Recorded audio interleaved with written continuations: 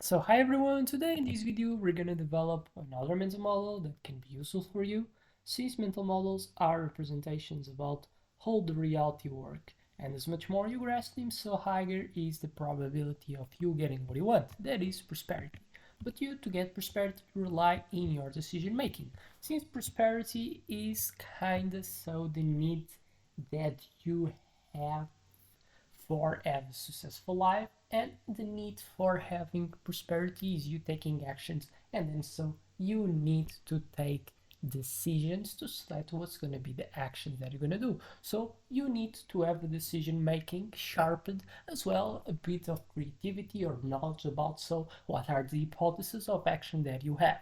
But then so what we're going to talk today, we're going to talk about the mental model that can be useful for you grasp more so we make interpretation better about how the reality work, because if you study the mental models that are like the abstract concepts that you take from people that have studied in economics, in history, in sociology, history thinking, you can so grasp and you can use it as your principles to think, as laws that happens in the life, that so they create a certain type of feedback from wherever is the action that you're about to take, because you understand better what's the reality it is, and also what could be the potential feedback loops that you can receive from taking actions, and then so obviously you can, by predicting better what so are the outcomes of your potential behaviors, you're gonna so select better what's gonna be the ones that seem that will generate best results. So it's that the argument for you, I expect this was creating it does create so enough motivation to stay in the video. So what's going to be the mental model today is the 5 economic laws of empires.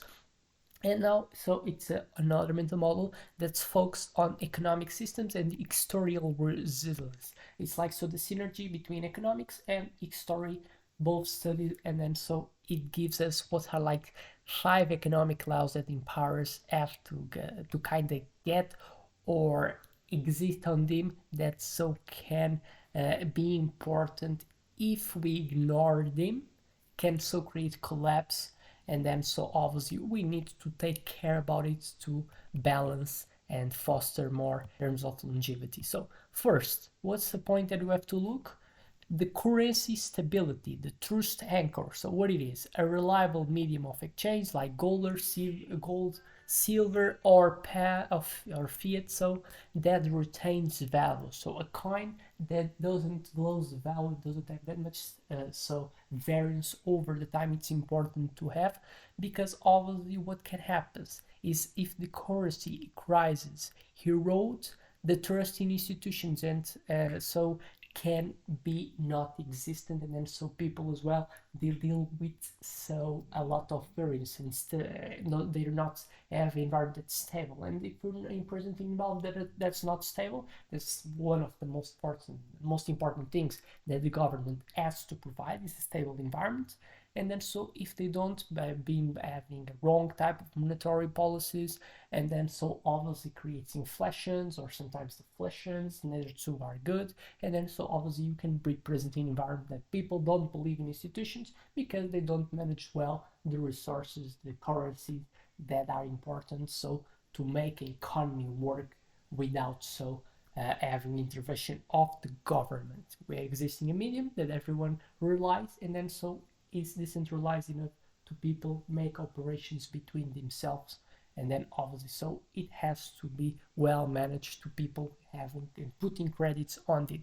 That's why it's important to have a reliable medium of exchange, someone that has accountability in the monetary policies that they adopt. What are like examples of bad use or so governments or empires that have so not create currency instability that lead us so to them not go for prosperity and longevity? The Roman Empire, debasement of silver denarius created hyperinflation, and hyperinflation increased or created the economic collapse that so make the Roman Empire become worse and weaker. Modern Venezuela, printing money to cover debt creates what? More than 1000% of inflation. And then so with that the societal breakdown. Second point that people have to look, the wealth inequality, the social time bomb, what it is, the concentration of resources in elites versus masses. What's so like a thing that we have to look is a threshold. Societies collapse when inequality exceeds like a rage point. Historically, what seems is that when 40% of wealth to top 1%. So when we reach a threshold point that the top 1% of the population has more like almost like half of the rich or the resources in a specific environment, exists like a collapse. The society so enter in wars between these elites and this type of in the majority of the population, and then so seems like the wealth inequality is not that good, seems to be. And obviously so we can enter in trade-offs because wealth inequality, what are like the things that people seems to fight to not exist at is creating taxes. So people putting people on taxes, the one that earn more, to them don't so get that much money in comparison with other ones, obviously. So making in a way that them doesn't get less than other ones, but them don't get as well exponentially more than so the people, the other ones that will earn less. But obviously it comes as well with the trade-off because it's making so people that are getting more, they produce probably more. And then so if I'm cutting, I'm not creating incentives to them remaining productive. And then so it's like the paradox of living in the parties or the countries that are ruled by socialism, because in socialism it's not that it's a type of thing that makes the people go more for average. They don't give their max because they know that if they give their max, if they're always trying to get better, they will so get like can reach a point and more a bit more than half of the what they gain is taxed and they don't earn, so they pay and they go for government. Now this is government is surrounded by corruption, by subsidies that people see that are so done and make it for people that don't deserve it. So we created these wars, these type of things that are not good. So it's important to manage this trade-off, neither having and kind of allowing too much of wealth inequality, because history has proven that's not good. Big societies tend to collapse when this specific number that I gave so is surpassed in terms of percentage of the wealth that's accumulated in the top 1%. It's based on fact, it's not subjectivity, but as well we don't have to kind of be and tax people in the point that people don't feel incentivized so to work more because they know that if working more they probably will gain more, but as well so they don't have the incentive to do it because they will get taxed. It's important to regulate this type of trade.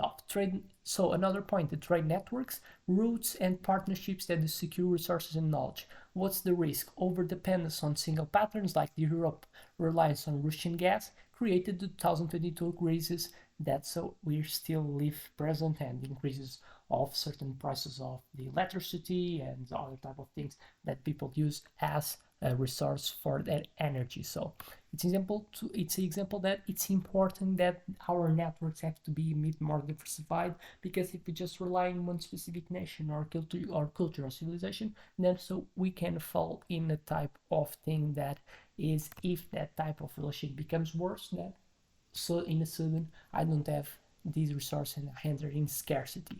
4. The debt cycles, the boomerang effect. What it is? Borrowing to fund growth followed by repayment crisis. So what are the examples? The Spanish Empire about ago, a long time ago, around almost like half thousand years. What happened? The gold from Americas create reckless spending that create bankruptcy. We had the 2008 global crisis, housing debt bubbles that create market to collapse. What's the pattern? Short-term debt fixes like austerity money printing deepen long-term collapse. So it's important to regulate the debt. That's why we have the monetary policy, so regulating the interest rates, neither too much high, neither too much low, so controlling, so to make the people neither printing too much because this is a lot of demand because interest rates are too much low, neither too much high because as well the economy doesn't work if it doesn't exist money circulating. So it's important to have governments that have accountability and not create populist type of actions, and instead being more so thinking more in long term and not just in short term to win elections. And 5, the innovation incentives, the progress engine. What it is? Rewards for inventors, entrepreneurs, patents, funding, social status. And so it's a trade-off. importance to not create wealth inequality, but as well regulating innovation incentives. And it's something that we see a lot today in Europe, for example. Europe is well remarked now by having countries with a lot of the bees towards the left, a lot of taxes, a lot of things that make so kind of the escape of the brains from the people that are formed in that areas for other regions, like we have the Emirates, with some of them as well go for USA. Then so obviously because they are provided better type of resources for that people that are a bit more well educated and expect to receive more, and are so the ones that will get taxed more, and then so they go off from their country and explore for other ones, and then so Europe enters in like the lack of new people, young, that are specialized, educated. So it's a trade-off that the people have to manage, because then so not creates innovation in that regions that so make the brains that are creating on there escape for other countries. And that's why we see a lot what a specific meme, a joke that is the States or the China, they created things, Europe regulates. So what's the key? Societies that punish innovation, like we have the historical example, like the Ming Dynasty banning ships, get left behind. And we have the modern stagnation, patent trolls and monopolies as well, they're bad, stifle competition. So I think everyone understands why it matters. And then so we have to understand it, and we have to regulate these 5 laws to make a country and society to have prosperity. Is you understanding how you perform these 5 laws, that so it's important to make kind of a diagnostic about so how the society is about to thrive in the future. So I expect these videos make you gain insights. I expect this was enough to make like, to subscribe, and feel free to see other videos that may trigger your interest. Without much more to say, just thank you and see you in the next one.